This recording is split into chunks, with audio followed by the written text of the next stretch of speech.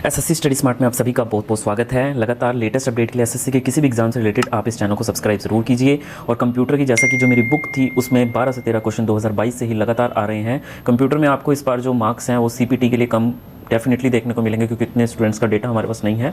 But आपके जो non CPT पोस्टें हैं जिसमें आपकी ऑफिस सुपरिटेंडेंट भी एक पोस्ट है, ऐसी पोस्टों के लिए आपकी कंप्यूटर की जो कट ऑफ है वही पिछले साल वाली मैक्सिमम चांसेस हैं कि वही 18 जैसे जनरल की है तो वो रह सकती है। अभी हम ऑफिस सुपरिटेंडेंट के लिए जो कट ऑफ है वो प्रिडिक्ट कर लेते हैं।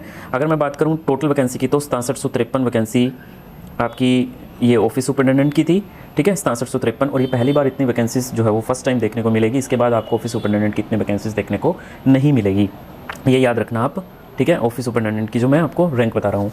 अब एक और चीज़ देखिएगा कि आपकी जो टोटल वैकेंसीज़ हैं वो 2776 वैकेंसीज़ हैं, यानी कि इतनी आपकी अगर रैंक है तो आपको सिलेक्शन 100% जनरल कैटेगरी की है तो आपको 100% मिलनी ही मिलनी है। एक चीज़ तो ये फाइनल हुई, ठीक है, ठीक है। इस चीज़ से आप ये आइडिया लगाइए कि इतनी आपको मिलेगी। अब दूसरी बात, टोटल जो आपकी पोस्टें हैं मतलब 4600 वाली जो पोस्ट हैं आपकी वो 1625 हैं यूआर की। अब 1625 का मतलब ये हो गया कि भाई AS1 MEA हो गया, ठीक है, ED वाली पोस्टें होगी, AS1 CSS GST inspector ITI, ठीक है, AAO। तो ये वो वाली पोस्टें हैं, लोग ऑफिस सुपरिटेंडेंट से पहले उनको प्रेफर करेंगे अगर उनको मिलती होगी। हालांकि इसमें कुछ फैक्टर्स ऐसे होंगे कि भाई ITI है, हो सकता है उनको ITI मुंबई मिल रहा हो, बट ऑफिस सुपरिटेंडेंट उनको दिल्ली मिल जाए उतनी रैंक में तो वो दिल्ली लेना प्रेफर करेंगे, ठीक है। ये वाला फैक्टर भी हो सकता है। बट ये वाला फैक्टर जो है वो इंक्लूड अगर मैं करूँ तो साथ में एक और फैक्टर इंक्लूड होगा कि हो सकता है ऐसे बहुत सारे कैंडिडेट पिछले साल वाले हों, क्योंकि मैंने अक्सर हमने देखा कि बहुत सारे कैंडिडेट्स पिछले साल वाले होते हैं, बहुत ज़्यादा संख्या में 20 से 30% कैंडिडेट, ठीक है, जो दोबारा एग्ज़ाम देते हैं वो इसलिए देते हैं ताकि उनको अपनी होम स्टेट मिल जाए। और अगर उनको होम स्टेट उस फॉर एग्जाम्पल ITI में ही लगा लो, अगर कोई ITI मुंबई में है पोस्टेड बंदा, ठीक है, और उनको ITI दिल्ली लेना है, रैंक अच्छी है बट ITI दिल्ली उनको नहीं मिल रहा है, या कोई और इससे मिलती जुलती 4600 ग्रेड पे कि कोई जॉब उनको चाहिए और उनको नहीं मिल रही है, बट वो ऑफिस सुपरिटेंडेंट बहुत ही रेयर होंगे, ऑफिस सुपरिटेंडेंट TA वो इतना डिमोशन अपना करेंगे होम स्टेट पोस्टिंग के लिए, ठीक है। तो ये सारे फैक्टर भी इंक्लूड हैं कि वो पोस्ट जो है वो खाली रह जाती हैं, मतलब वो कैंडिडेट्स फिल नहीं करते हैं। तो ये सारे फैक्टर्स को मैं इंक्लूड करूँ तो ये जो ओवरऑल है इसमें 2776 उसकी होगी, ठीक है। तो ये आपकी लगभग 5000 से 5500 अगर आपकी ऑल इंडिया रैंक बनती है, so you will get you are in the safe zone. आपको एक सिलेक्शन ऑफिस सुपरिटेंडेंट में डेफिनेटली मिलेगी, ये याद रखना। तो इतनी रैंक आपकी मिनिमम जाएगी, जो सबसे लीस्ट आपके मार्क्स ऑफिस सुपरिटेंडेंट के किसी और जोन में जा सकते हैं, ठीक है।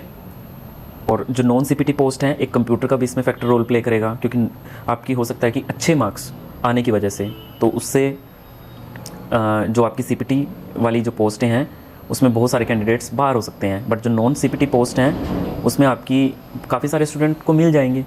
तो ये एक और फैक्टर आपका कंसीडर होगा, तो उनमें ये वाली पोस्ट जो है वो देखने को मिलेंगी जिसमें कंप्यूटर की मैक्सिमम चांसेस हैं यही आपकी कट ऑफ जो है वो देखने को मिलेगी। बट CPT पोस्ट में कट ऑफ जो है वो कम देखने को मिल सकती हैं। ITI office superintendent, sub inspector, CBI, NIA, NCBN, auditor, accountant, GSO, stats invigilator etcetera.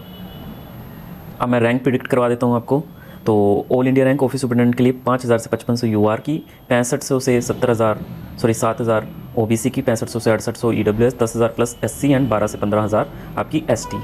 और आपका रैंक क्यू का जो डाटा है, सो ये आपका रैंक क्यू का डेटा है। सो इस रैंक क्यू के डेटा में आपको पता है ये कंप्यूटर क्वालिफाइड कैंडिडेट्स का डेटा है, 87 से 90,000 कैंडिडेट का डेटा है, विच इज़ वेरी रिलायबल, क्योंकि बहुत जेन्युइन कैंडिडेट्स ही इसमें पार्टिसिपेट करते हैं जिनको लगता है कि हमारी सिलेक्शन हो जाएगी। वैसे देखा जाए तो 25,000 से 40,000 कैंडिडेट्स का भी डेटा हमें मिल गया तो वो सफिशिएंट होता है, अच्छे कैंडिडेट्स का डेटा होता है। रेयर ही ऐसे चांस होंगे कि जिसके बहुत अच्छे मार्क्स हैं और वो इन सर्वे में पार्टिसिपेट ना करें, क्योंकि इनका एक नाम हो चुका है, लगभग सभी को पता ही रहती हैं चीज़ें, सभी डिजिटल माध्यम से, सोशल मीडिया के माध्यम से अवेयर हो ही जाते हैं। तो यहाँ पे जो 5000 से 5500 आपकी रैंक है ना, वो आपकी इसके बीच में लाई करती है, इसके बीच में लाई करती है। आप यहाँ पे देखो ना, 5000 से 5500 आपकी इसके बीच में लाई करती है। तो ये आपके कुछ मार्क्स अगर हैं, so you will get selection in office superintendent post in any zone.